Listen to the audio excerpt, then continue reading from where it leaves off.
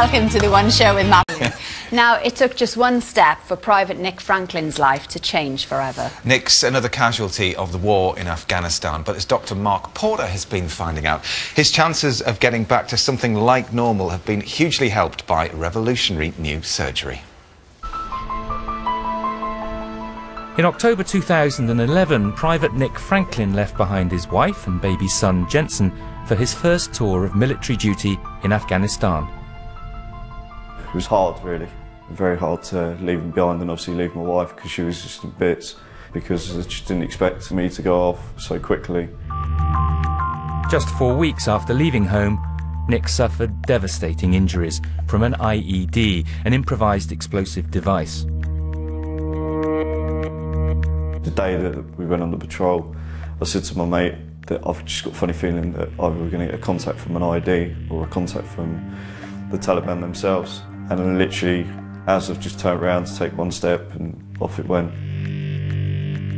I just kind of just got thrown up in the air and I was just holding, screaming like, my leg, my leg. I did panic. I did think I'm going to die. Within 24 hours, Nick was back in the UK with Shireen at his bedside. And I just remember looking at him and he was just an absolute state, and I just thought, oh my God, like, I remember kissing him and saying like, everything's going to be alright. When the ID went off, my leg kind of just went to here, and the blast just took my lower half of my leg completely outright. With my right leg, I've had a lot of fragmentation damage from the ID. I took a percentage of my knee away. On paper, it's supposed to be my good leg. Unfortunately, it's not. With a growing family, Nick is determined to get back to work, but the disabling pain from his right knee makes that seem a very distant goal. Can't climb stairs very well. Turning, twisting, trying to do things, carry things. I mean, I can just about hold my son because it's too much weight on my knees. Since the Boer War, the King Edward VII Hospital in London has been caring for injured soldiers. Increasingly confronted with complex bomb injuries like Nick's, specialists here are having to push the boundaries of orthopaedic surgery to their very limits. So see, you've had quite a lot of plastic surgical work here. Scans show the crucial load-bearing section of Nick's right knee is literally wearing away. The inside of the knee here has been blown away and blown into pieces by a piece of shrapnel. In Nick's case, if he just stands still, it doesn't hurt too much, but if he tries to move, the rough surfaces grate together and quite literally grind themselves away. Does that trouble you? Yeah. A standard knee replacement would mean cutting out what remains of Nick's healthy right ligaments and cartilage, potentially leaving him even less mobile.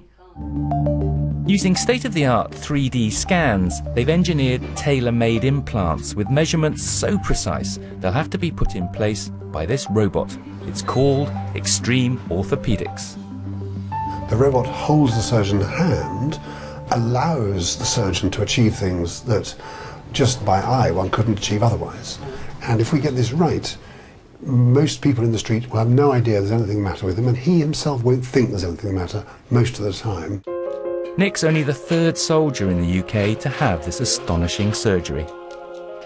I think it's absolutely amazing that he's been given that opportunity, and I mean, he deserves it for what he's done for our country. As a surgeon, being able to put a young injured person back together again is unbelievably exciting. I mean, how wonderful is that? Unbelievably exciting. The main thing is to try and get back into a civilian job. It's your pride, it's how you want to look after your family. And Mark was given special access to watch Nick's operation, and we can see that in the second part a bit later. And Nick, his wife, Shireen, and Professor Cobb are here in the studio to tell us how far he has progressed, and we'll have a chat with them in a little while. Yes. Good to see you all. Nick's smiling, which is good news. And Charlene, now earlier on we saw Dr. Mark Porter meet soldier Nick Franklin as he prepared for groundbreaking surgery on his shattered knee. And here is what happened just 7 weeks ago. 18 months ago, Private Nick Franklin's legs took the full force of a booby-trap bomb when he was serving in Afghanistan. Obviously I lost left leg below the knee, and then obviously sustained a large amount of damage to the right leg. Bone is missing just around this area here. Right. Is it painful? Very painful. What does it stop you doing? A lot of things. Can't really pick up my little boy because it puts too much of a pressure on my knee, and obviously my wife's having to be a carer for the little ones plus a carer for me. Just everyday things which you can't really much do. There was a few times where he just said, oh, I wish they just took the leg off, because he was in so much pain. Getting this operation, it's just going to make such a difference. The complex bomb damage to Nick's right leg means there's little chance of his ever getting back to an active life. So specialists here at the King Edward VII Hospital in London are going to try and repair Nick's shattered knee using metal implants put in with the finely tuned skills of a robot. Welcome to Extreme Orthopaedics. From the scans here, you can see how at the back of the knee, the shrapnel just blew away the weight-bearing part of his knee, and you can see some shrapnel on the back of the knee still. How is what you're going to do today different from a standard knee replacement? Most people fit high street store clothes, and their knees fit department store knees, but obviously each person who's blown up is blown up in a rather different and unpredictable way, and so for these young men we make things specially for them. Nick's tailor-made implants will be positioned with the help of this robot, fed with the exact geometry of his damaged knee and the plans for fixing it. So we're about 10 minutes into the operation and now it's time to bring the robot in. It's very important it's done with pinpoint accuracy this, otherwise Nick could end up with a knee that was worse. There's no room for human error. First, Professor Cobb must lock the robot onto Nick's knee. If we do an ordinary operation, I just look and decide I think it's about here. What we do now is we're going to find a whole lot of points. This is the really crucial part of any precise operation. Using an interactive touchscreen, he matches up a series of reference points inside the actual joint with the robot's 3D images of it. Okay, let's go. The robot is ready to begin its work, sculpting Nick's damaged tibia and femur with a high-speed cutting burr. This is the bit I'm stressing about, or one of the bits, because I'm very close to the very back of the joint. And you can see that it's a bit like a Space Invaders game, clearing the bone. The yellow ball is the burr, and the green track's where he's been. Professor Cobb is guiding the burr, but the robot is keeping a close eye on his progress. As you get towards the boundary, the robot starts to resist, saying, I don't want to be here, you don't want to be here either. If you know what's good for you, stop now. Would you be able to hand over completely to the robot? No, if you hand over completely, stop. It would never be possible to achieve this degree of accuracy by human eye or hand alone. So we're about 45 minutes into the operation now, it's all gone very well. Finished using the robot, it's cut the slots in the bone, ready to accept the new implants, the bearing surfaces, the metal surfaces of the joint. So far, so good.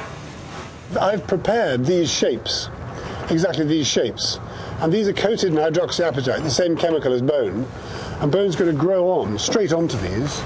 Can you see this sort of technology becoming routine? I mean, if I have a knee replacement in 20 years' time, might I be using this sort of thing?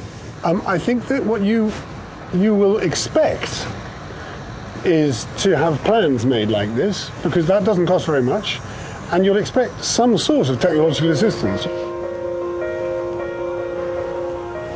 Are you happy? Very happy, absolutely delighted actually.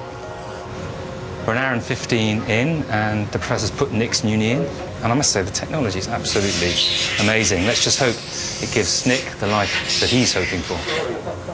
Well, we can now find out because Nick, Shireen and Professor Justin Cobb are here now. So, Nick, 7 weeks ago, how are you feeling now? A lot better. Yeah, it's 7 weeks ago, a long time ago. But yeah, the operation went really well. And what are you noticing? I mean, do you already notice that it feels stronger? It feels a lot stronger. It's a lot more secure than what it was before. Obviously, when I was walking, sometimes bone would lock, and obviously it'd kind of give in. So then I have to stop, and of course I have to lean on my wife to try and get my leg back to its normal state to carry on walking. But yeah, since I've had the op done, it's a massive improvement. Yeah. I don't really need to take so much painkillers anymore, which is a good relief. And you said in the first little film there that you wanted to be able to interact more with your children and what have you. So is it making a big difference, Shireen, at home? Oh God, definitely. It's made such a huge difference. Like he said, he doesn't have to lean on me anymore. Yeah. He's walking a lot better off the painkillers. It's just really improved his whole temperament as well, because obviously he used to get a bit grumpy in the mornings when he was in pain, but... Yeah. And what is incredible is the timing of the operation was vital in your lives at the moment. Just tell us why. I basically had to get induced because she was due, well, baby Paige was due on the 11th of April and his operation was on the 18th. And it was a bit like if I went over like I did with Jensen, then he wouldn't be there for the birth. Wow. So get induced, get her out quick. So Paige is now 8 weeks old. 8 weeks today. Right. Oh gosh. Well, Professor Cobb, I mean, it's remarkable to see that, and I know that Nick was interested, you know, to have that as a bit of a log to look back at. But I mean, pioneering technology as well with this robotics, obviously helping the accuracy. But what else could this be used for? The sort of suite of technologies allows us to almost do anything now in terms of reconstructing the skeleton, but for ordinary people wearing out, it's allowed us to do things much more accurately, I suppose, and taking away less person. I think the wonderful thing about Nick now is that he's walking beautifully so soon. Are you surprised by this as a recovery? I actually wanted him still to be on crutches, so... Nice. So being on the one show isn't ideal, really, as far as the treatment process is concerned. Gosh, but, I mean, you must be absolutely delighted, Nick. I mean, I guess you can't really put it into words. I mean, what you've been through is incredibly traumatic in itself. Yeah, it is traumatic, and it is hard for a lot of blokes to obviously go through what I've been through. But obviously with the support of my wife and my family, I've managed to push through a hell of a lot of it. And obviously, like with Professor Cobb saying, I should have been on crutches for an extra 2 months. Yeah. And obviously, that proves the determination of what some blokes go through with the injuries they sustain. So yeah, it's a massive improvement. And I just want to push on now and get on with the rest of my life. Well, we wish you all the very best to you and, of course, the whole family. Professor Cobb, thanks so much as well. Thank you very much.